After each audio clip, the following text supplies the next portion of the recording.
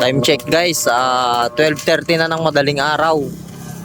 Bali, merong problema itong poste ng service provider.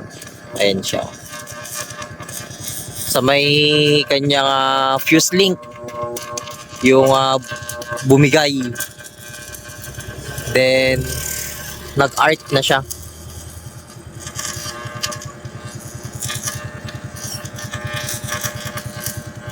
Ganyan kadelikado ang electricity.